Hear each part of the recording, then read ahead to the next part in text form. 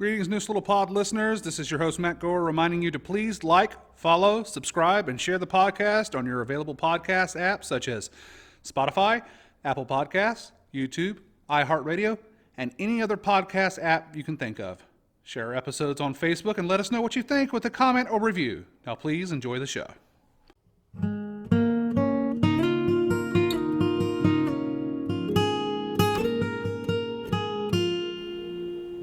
Hello, and welcome to Neuse Little Podcast, an audio program discussing the almost 50-year history of Neuse Little Theater and the backstage antics and stories that come along with running a community theater in a small town. I'm your host, Matt Gore, and we are coming to you from NLT's stage and base of operations, the little log cabin located on the banks of the Neuse River in Smithfield, North Carolina. We lovingly refer to it as the Hut. Welcome to Neuse Little Pod, folks. We have here a guest today who I've been trying to get on since the very inception of this show. When Mina and I were throwing around ideas for potential guests, this fine lady was always in the mix. It's just been a matter of working out busy schedules and trying to pin each other down through this crazy time we live in. And finally, we have her on the show here. We welcome to the podcast Mrs. Nancy Gibbs. How are you, ma'am? Hello. I'm good, thank you. Well, thank you for being here. Now, I remember mentioning this to you a couple of times at a board meeting or at some other NLT function where we crossed paths, that we had to get you on the show. And you mentioned immediately that you would be nervous to appear on the show, which I did not believe, because I had mentioned, and I was like, well, we're going to have, to my fiance, we're going to have Nancy on the pod, and my fiance Tamara's a big Nancy fan. She says hi, by the way. Oh, I love her. And I said, well, Nancy might be a little bit nervous. And she's like, what? Nancy might be a little bit nervous. And my fiance is a viewer of TikTok, and apparently Nancy has a TikTok account where it has how many followers? 20.7 thousand followers. So I found it, after that, I was just like, we're gonna get Nancy on the podcast as soon as possible. Because if she can do that, she can come on the podcast and tell a few stories. Now, quickly, what is your TikTok account consist of? Well, the handle is fancy_Nancy 1986. Mm-hmm. And right now I've been doing a series called Surviving Summer as a Chubby Girl. Mm-hmm. So daily, well, not daily, I post about 2 or 3 times a week. Just funny little observations that I have or tips for, making the most of your summer. I actually watched one. Oh, one? I don't have TikTok. I don't understand the youngins in the TikTok, but maybe I should start. Welcome to the old people's club. I know. At Snapchat, that was the break point for me. I was like, I don't get Snapchat. Oh my gosh. I don't understand it. Sorry, I'm old. But you were in a grocery store and you were comparing the price of a certain spice. Oh, yeah. How it was cheaper in the international aisle as opposed to on the regular aisle. Yes. So yeah, that's interesting. Yes. And let me just tell you the original start of me joining TikTok was because I have a 16-year-old girl who is a good girl, but she's got my DNA. So I felt like I needed to monitor her TikTok. Mm-hmm. And so, of course, I joined so that I could see her postings. And then mine took off. And she's a little horrified. Her friends will send her my TikToks. So she's embarrassed, but... What's it like to ask her what's it like to be a daughter of an internet celebrity? I've had a couple companies reach out and want to collaborate with me on things, but none of them have been kind of like on brand. So I'm just waiting for that big opportunity, So it's a lot of fun. During the shutdown, the pandemic, when we weren't getting out, we weren't seeing a lot of friends, and we certainly weren't doing any theater, this gave me 3-minute snippets to be creative and do something fun. So that was your outlet. Sure. Okay, well, that's cool. Well, we wish you further luck in that, and that's us pimping a product that has like 200 times our listener base. It's probably way more, but we'll just leave it at that for now. Leave it a mystery. But all right. So transitioning from that, let's talk about the show you are rehearsing now, and that's Never Too Late, and that is the show that is currently being rehearsed at Neuse Little Theater as a part of the beginning of our 47th season.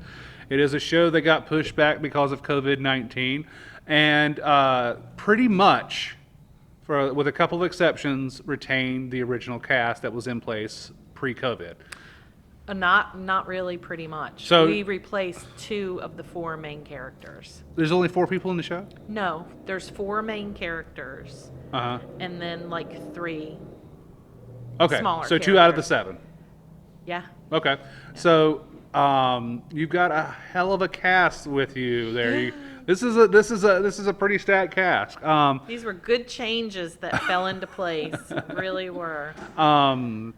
We've got yourself, Nancy Gibbs, and what's the name of your character? Edith Lambert. We've got Tony Pinder as your husband. Dream. What a dream. I am very jealous that Stephanie managed to snag Tony for this show. Yes. I don't know how she did it. Tony, there's been times where we've approached Tony because he used to act here, but he hasn't Yeah. done it in like 15, 20 years. And there's been times where we're like, come on, Tony, why don't you dust off because he still acts. He'll act at theater in the know. park. Yeah. And it's like, come on, Tony, why don't you dust off, the gloves for this one? And somehow, Stephanie talked him into it. How did that happen? Do you have any idea? I don't know, but I'm just chalking it up to she's the luckiest girl. I think it helps that he's sort of been sidelined in his regular job because of the COVID stuff. Mm-hmm. Like schools haven't been in session, so he hasn't taught Right. during this whole period of time. So I think he had the free time, because he teaches a lot, he directs a lot. He's constantly busy, so it's hard to pin him down normally for anything. Mm-hmm. So I think he just had the time available. She just happened to be lucky enough. This was the Yeah, Tony and I were talking the other night, trying to figure out if we've ever been in a show together. And we couldn't think of anything. Like, he's directed me. I've worked backstage in shows that he's been in, but I don't think we've ever been on stage together. So it's been really good. Well, before we get into that, let's Yeah. round out the cast. Okay. You got Shawn Braswell and Shawn Braswell stepped in because Caleb Reno is no longer in the area. he moved to Texas. Yeah. So, and he was a great kid. I'd never met him before. He Really? had he tickled my funny bone. And I was sorry to see him be replaced, but oh my gosh, Shawn is, such a fun guy to work with. Reno was a great guy. We're Yeah. gonna miss him backstage. But something tells me he'll do just fine in Texas. And Mary Lee plays the role of my daughter, so Kate. So that's sweet. And we got who else in there? You got a couple of And then Patsy Castellano plays my best friend. Her husband is actually a doctor who I go to as my character's doctor, and that's played by Reggie Parker. And then the part of Mr. Foley is played by the award-winning Stephen Roberts. they've dragged Steven on stage. And Is he creepy? he's so creepy. Well, I'm sure I'm sure it didn't take much coaxing because everybody knows how great Stephanie and Steven get along. I'm sure. and then to finish the cast, the part of the mayor is played by Scott Newell. Newell. Yeah, he's a Newell is new, as it were. Yes. Sorry, that was a terrible pun. Okay, so what has the rehearsal process been like? You you set that gosh. script down for like a year and a half, and I'll then tell you, we were deep in rehearsals, and no one was off script yet. We weren't that far. March 16th, 2020, that script went in my nightstand, and I picked it up the night before we started back. That's the spirit. And what was so funny is at board meetings, Stephanie would say to the board members, oh, well, my cast, they should already be, working towards being off book. They've had their scripts for a year and a half. And I'm thinking, are you kidding me? I've been busy making banana bread and watching Tiger King. Have you seen my TikTok account? I know. I am TikTok famous. I don't have time for this. I have a meeting with advertisers over here. So it's been nice to have that normal routine of coming to rehearsals and, having that work to do. Well, let's go back and round it back to what you were saying, because I do want to know, because I've seen Tony Pender perform in several plays, and he's a brilliant actor. He is very good. So what is it like acting opposite him? Well, the gentleman who played originally the role of my husband, I didn't know him at all. Mm-hmm. And he and I just were not, and maybe it's the familiarity, but we were not really clicking as far as having any kind of chemistry. And I even said to him at one point in rehearsals that, listen, Michael, the audience is not going to believe that we've ever had sex. So, maybe you could bring me flowers one night to rehearsal. Maybe you could court me a little. I'm kidding, obviously. I was going to say, did he think you were hitting on him? He was not buying into what I was selling. Let's just say that. And he Otis here to go, yes, Nancy, you need to go on a date with this strange man for the show. Otis is Nancy's husband. Yes. And he was great. Like, I think he had done this show before. Well, how? That's crazy. This is not a well-known script. No, but I mean, he was nearly off script. So, I mean, he was doing the work much more than we rest of us were. But when he was unable to come back, I was just really concerned about who was going to step in. Mm-hmm. And then when I heard it was Tony, I mean, he and I have, we've tried different things, and how, he's very concerned about how am I going to get you to the point where you need to be. Because I do have a little emotional breakdown thing during the show. And so we've tried different strategies from his character's point of view to how can I get you to that? Before we get too deep, let's at least summarize the story quickly. Oh yeah.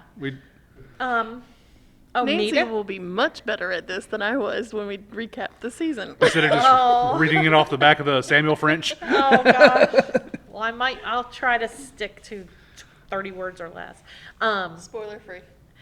Spoiler free.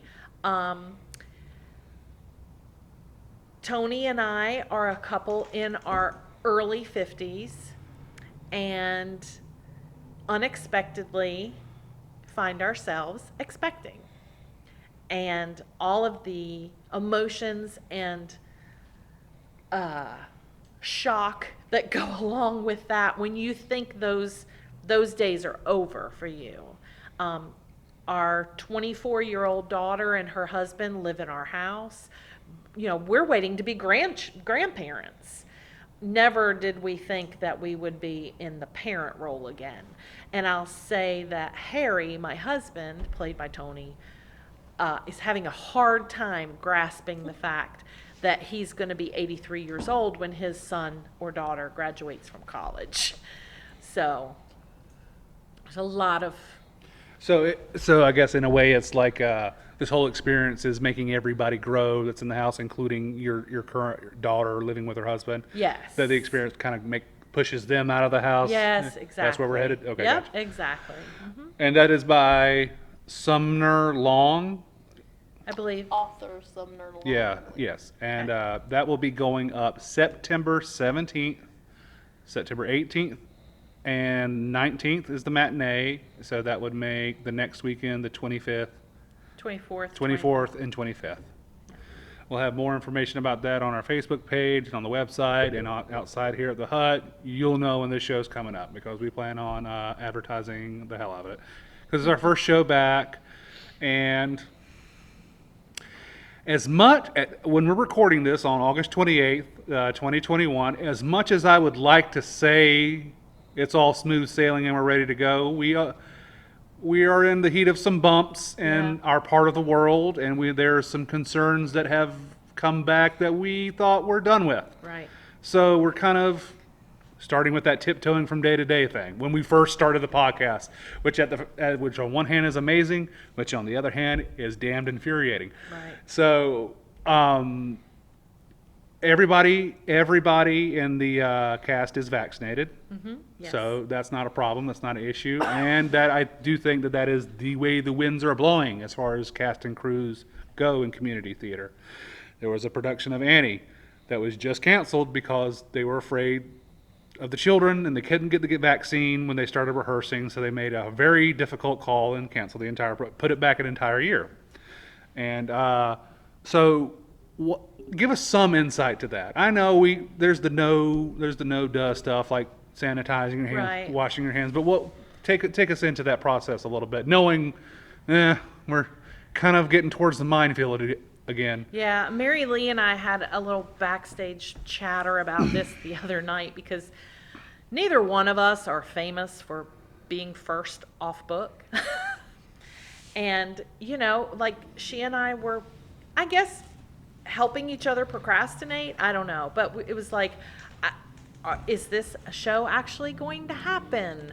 Or are we going to suddenly be shut down the week before we open? I'm going with it's going to happen as normal because Right. I don't want to get caught with my pants down. But as a board, we have discussed what our procedure is going to be going forth in the show, and we are highly recommending that our audience members wear masks. Well, we're requiring masks Yeah. for the audience. We are requiring masks for the audience. I don't think there's going to be mask police, though, which is why I think I put it that way. Yeah, well, Mita can chime in on there, our new president. She can kind of give us a breakdown. What we decided was if you're coming to see the show, you must wear a mask to come inside. We're not going to go around with a flashlight and look to make sure you keep it on, but Right. we're hoping everybody on our system keeps their mask on. It's cool enough in here, it'll be fine. You're not going to, and you're sitting, you're not running a Right. marathon. And the cast is far enough away. They're not going to be masked, but they're fully vaccinated. And we're far enough away, and we're going to continue disinfecting after every performance. And we make sure all of the high traffic areas get a nice, Clorox rub down. And so we're going to do everything we were doing during the 2 interim shows that we did. And we're not going to, there's not going to be, right now we're not social distance seating, although, because it's general admission, you can do it on your own. Right. We don't anticipate packed houses, so you don't have to worry about that. But again, wear your mask and you won't have to worry about it. So, but we're not requiring the cast to wear a mask because they're far enough away from the audience and they're all vaccinated, so it should be fine. Right. If an audience member knows that they have compromised immunity or they just do not want to wear a mask, and some people may have medical exemptions why they can't wear a mask comfortably, we'll see you next time. We'll see you when this is in the clear. I want everybody to make their own decision. As somebody as me and Mita are going to start working on a show directly after Never Too Late, as somebody that's heading into that, it's hard not to think about the minefield, but you can only do the next best thing as the information comes to you, because it changes daily. It changes daily. Everything we said today could be the opposite of when this actually comes out. Yeah, yeah. So, but all right, enough of that. Let's talk about something fun. Now, moving into another aspect of theater that you've been involved with over the years here at NLT, I wanted to talk to you about your directing duties, and we'll tell when we get to it. We'll tell a little bit of a young Matt Gore showed up for his very first audition. He chose poorly for his very first audition because it was the second time we had done Dearly Departed. But take us back to the first time. Oh my gosh, I don't remember that. Okay, well, I do. I hope I was nice to you. You and Amy were playing good cop, bad cop. That was our shtick. That was their dynamic. I recognize that years later. But yeah, take us back to the. Let's not jump ahead. Let's go back to the first one. So the first time that we did Dearly Departed, it was early 2000s, I believe. 2001, maybe? Okay. I had never directed, didn't have any experience. Amy had never directed, Amy Whitley. And I don't know, somehow we got talked into it. Well, she had AD'd with Ken a lot. She had worked with, Yeah. every time she was his AD. So I think she felt more comfortable, and I was just along for the ride. I think we did an okay job. Directing is not my jam. Okay. Well, Dearly Departed was a huge hit. I mean, It was. And We packed them in here every night. Did we even add a show I for think that we first added one? shows. I mean, but Jones Hope Wooten kind of does its own thing. Yeah. It's not a Jones Hope Wooten. Dearly Departed, it's not. No, it's Jones, I think. Okay, but- Jones Wooten. No, it's Jones, and it's another person who I can't remember their last Okay. name, but he's not part of that trio. but it's in that But it's milieu. still in that vein. Yeah. I think it prequels all of the Jones Hope Wootens. Okay. So, Well, thank you. just to be clear, I don't want them coming at Yes, us. we- So. We can't have the Jones Hope Wooten people coming. Our mad at us. lawyers advised us to add that. But Dearly Departed is a fun romp. I mean, it really was. Stephanie Varon was in it. She played Delightful and had one line. That was fun. She milked it. We just had a cast of characters that all became friends. It was a large time. Had a great time with it. It's by David Bottrell and Jesse Jones. Okay, gotcha. And then Mita, correct me or advise me, was that voted on to be done for the 30th? Yes. Okay, and That that's was when we one of our did it 30th. again. And we did recast quite a bit. I know Sammy came back in his original part. A lot of people came back for their original part, but we did have some folks who either couldn't come back or we found someone to replace people. Right. So there was some change in dynamic, but and there was not enough. Well, and I'm going to say this, and we can probably cut it out, but I don't think there was enough time between the two because it felt sort of the people who were in it first. It felt sort of. I don't want to say stale, but it felt like they had to top it, so it got kind of caricature. Oh yeah, it was the Yeah. second time around. It was over the top. Yeah. And we reined that in, believe it or not. Let's remember that Craig Baker was in the second one. No, I think Craig did it first, and then I think Robbie did it second, Okay. if I remember correctly. Because it was definitely the Bonnie Jones and Craig show. Yes. Okay, moving on. Well, I remember showing up to audition for the second one. It was when did y'all do the second one? What year? 2004? Yeah. Okay, so I was in just high 3 school. years later. You were in high school? I was Okay. either a sophomore or a junior in high school, and I had taken Ruth Mills' theater arts class, and she had probably encouraged us to all come and audition for the show. And I got here, I was really nervous, but I got the vibe like right away. And I was just like, I don't know if this feels like things have already been decided, because I remember there was one guy, I don't remember who he was, but he came in and gave flowers to you at auditions, and it was like kind of like a please cast me in this role type of my deal. gosh. And it did, and I remember I was just like, wow, okay. And then you did auditions in that back room. Yes, we did closed auditions. Yeah, while everybody else was out here, which it Yes. hasn't been done since I've been back. I don't know. We usually just have everybody else hop on stage and everybody wait in the audience. But I remember specifically, I read for a couple of scenes. I don't remember how that went, I guess. But I went back there, and this was at auditions the same night, and you were like, Matt, I don't think you're right for this play. But we encourage you to come back. And I did, ultimately. Yes, you did. Yes, you did. And let me tell you why we did closed auditions. I think the reasoning behind that was that we didn't want anybody questioning why we cast who we cast, because they could sit in the audience and watch the auditions and say, well, so-and-so did that so much better, or why did they do this instead of this?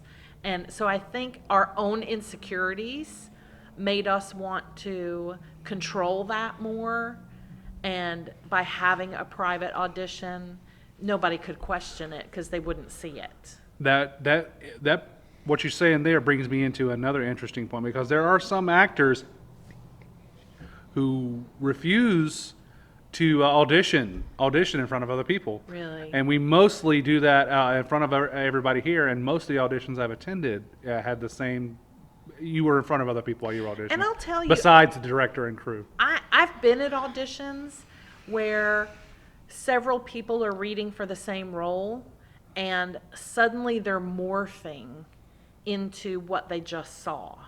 So they're not doing their own take for their audition. It's like maybe the second person who did it read it this certain way. Right. And now you're seeing different versions of that. Right. And yes, and you get, this happens, this does happen sometimes in live auditions where, auditions in front of a bunch of other Group, people. yeah. Where, Open auditions. Yeah, open auditions where people are trying to top one another about someone's set a precedent, and now we've got to top that precedent Yeah. instead of being a different version of that character, Well, and see what's very funny is, like, I see where you're coming from, but as far as I am when I come to auditions, when I see what other people are doing, I purposefully do something different. Yeah. Right, the smart people and the people who've done it a while, the people who've done it a while have figured it out. Like, okay, now they've yinned, now I have to yang. Yeah. Or if you see that the director gave a certain response to that reading, oh, well, I'm going to even go above that. Right, but when you're trying to decipher like somebody like Tony and what he's thinking, like you're not going to guess what he's thinking. Yeah, So it's like that's a yeah. fool's errand. Yeah. Like to try to. But yeah, I mean, I just do it, like, if you see people who do it the You same said way, you see people who do it the same way, similarly over and over and over again. I'm like, well, even if it's not the way the director wants it done, at least I can give them an option, and then I'll stand out. Sure. If they're going to be screaming over this, it's like, let me go the other way. Let me take it down. And really, the audition isn't just about how you read the part. It's also about what kind of chemistry you have with the people you read Exactly. with, and how you react on stage. Yeah, because the director's going to mold you the way they want. They're going to guide you into whatever emotional level they want you at. So, but directing is fun. I've done it 4 times, and I've always done it with a partner. It's not my jam. At what point did you realize it wasn't? From the beginning. Why? I enjoyed it, but it was hard for me to not just say to my actors, here, I want you to do it this way. It was hard for me to elicit their interpretation and have them do the work. I just wanted to tell them how to do it. Understood. Amy and I directed 12 Angry Men, and we were told from the beginning, you're going to have to change it to 12 Angry People. You're never going to be able to do it, period. You're not going to find 12 men, because men, are hard to find sometimes when you're looking for a lot in a cast. And we found them. We scraped the bottom of the barrel. We got got them to come out of the woodwork. We had more than 12 to choose from, and that was the blocking, the staging for that was very challenging because we were so inexperienced. So to have, because it all takes place in that jury room, you've got a big long table, you've got 12 people, and when you see a table on a set, you know, nobody's going to sit in that fourth chair with their back to the audience. So we really had to be very creative. Yeah, the like Last Supper type of deal. Yes, yes. And I didn't want that. There was no way. So we Alright. had empty chairs. We had guys on the end. We had a lot of popcorning. One would stand up and then, you know, one would sit down, another would stand up, so not to block, that kind of thing. It worked. It ultimately worked. It was an interesting show. Well, Put it like that. I heard tell of somebody forgetting their lines or something Oh along my those gosh. lines. And Nancy lost her shit. Oh, okay. We were coming down to the wire, and the guys were having a very good time at rehearsals and were not off book. And we were getting closer and closer, and I just lost it one night and went off, gave them like the biggest mom speech you've ever heard. And then I was like, now run it right now, like we're going to do it. Lots of emotion. John Colcom starts his line and his teeth fly across the table. His teeth came flying out. He had dentures. And the guys knew, you better not laugh because Nancy is on fire tonight. And you know it's like a fart in church. When you can't laugh, it makes it 10 times funnier. So that was a fun Interesting. memory. Yes. One day on the podcast, I will tell the story of another ill-fated production of 12 Angry Jurors where someone refused to learn their lines, and Matt lost his shit. But not today. That's for another day. Oh, wow. The last show I directed was 10 Little Indians. Okay, Agatha Christie. Agatha Christie. Just now known, and then there were none because we're Politically correct. Is that the reason why they changed the name of the play? I thought it was. I can remember when I was a young boy that it was "And Then There Were None" before the world went very very PC. Oh, it's not a recent change, but they changed it because of being PC. Okay. But if you're familiar with that show, there are figurines on the mantle that disappear one by one, and they were Indian figurines. Yes, and technically I think they're supposed to be like not Native American Indian, but they're supposed to be actually from India. Oh, interesting. Well, we had the art department at JCC make us a ton of little plaster Indians. Native American. Indians.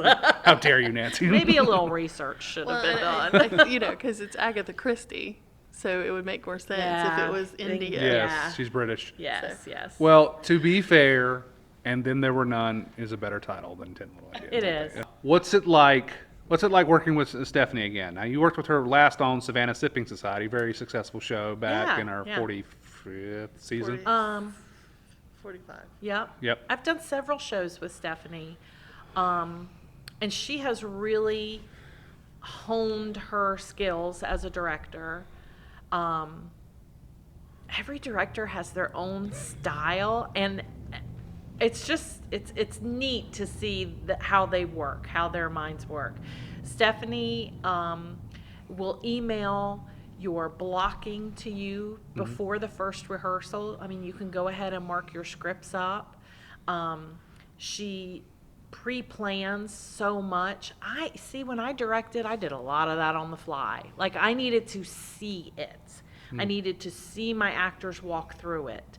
And she's able to do all of that, I guess, in her head, and get it to us before the first rehearsal, which is neat. So, I mean, that's what I admire most about her. Well, she still also retains the ability to do it on the cuff as well. I remember. Oh yeah, Yeah. change and adjust. Yeah. And, yeah, absolutely. Transition.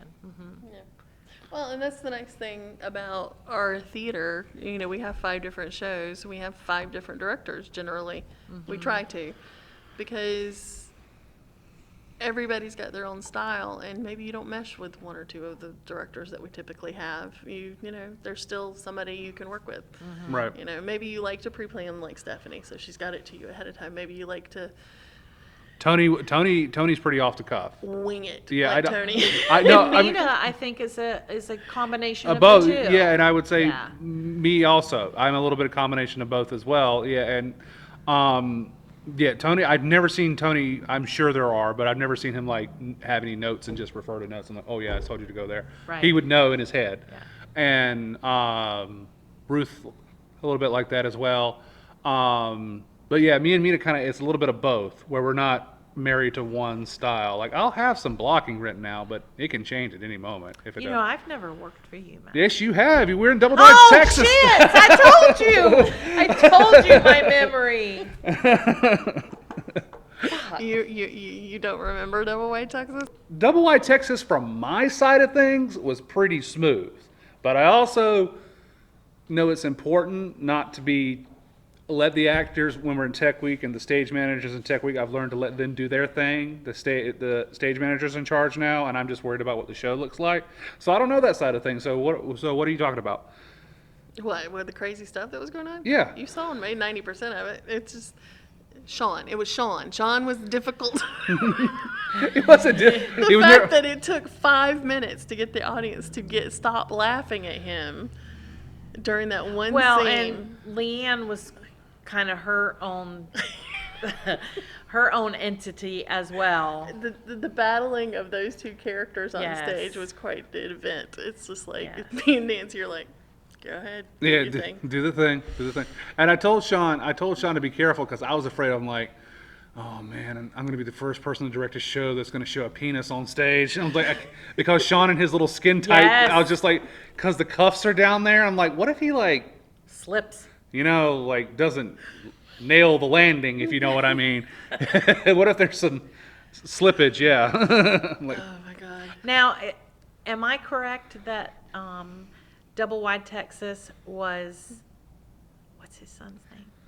Wyatt's. Am I correct in remembering that this was Wyatt's stage debut? yes, Yes, it was. yes, it was. Because he was kind of a brand new baby. Oh yeah. And he came out in the very end, and Nicole would meet me in the wings and hand me a sleeping baby. They had suggested the idea, and I was fine with it. I was like, if he's going to be fussy, this is going to be maybe more trouble than it's worth because he's only on stage for maybe 3 minutes. But when the way we first tried it and the way you reacted to it and all your mama genes started to come out, I was like, yeah, we got to keep it now because it adds like a little layer of awe to that scene that a fake baby wouldn't. And we had a fake baby standing by just in case. Right. We had an understudy. Yeah. No, but they fed him at Yes, in so enough his time belly for- would be full and he would knock out. They fed him, change him, and bring him up here and hand him off to Nancy, and he slept through the whole thing. And it's like, even with our really horrible singing, Oh, yes, you did sing a song at the end of that play. loud. Oh, a Yellow Rose of Texas. Yes. We had a good time on that show. That was a crowd pleaser. Did we? I guess. 90% of what I did was basically, don't laugh at Shawn and Leanne, don't laugh at Shawn and Leanne. And people were like, my favorite part of that was like, Matt goes, I told Leanne to calm it down because it was getting on your nerves. I was like, she's not getting on my nerves. He goes, well, your face. I was like, that was my acting. My whole thing is like Leanne, because her character is like, and I'm just like, And you're the straight man character. You're That's the. never fun. That is never a fun part to play. actually, I don't mind it. It plays to my Yeah, wheelhouse. it plays to your strengths. But everything I was reacting to Leanne about was just me reacting to my mother being a hot mess. And it's Right. she's up there and she's doing this over the top crazy shit, and I'm just like rolling my eyes and just going, okay, Jesus help me. So apparently my acting was so good. But Matt thought I was annoyed. I don't remember that. I have no memory of that conversation. But all right, so we're bringing it back to Never Too Late before we close it out here for this.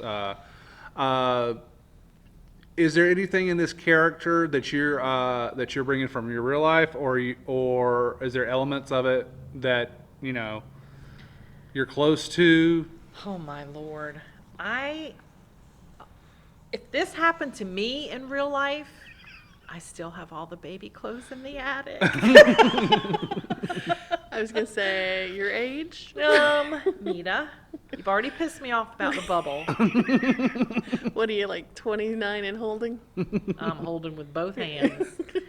From my own life, it's kind of fun playing and reacting with Mary Lee as an older daughter, because I still have a teenager, so that's kind of a fun like looking into the future of my life.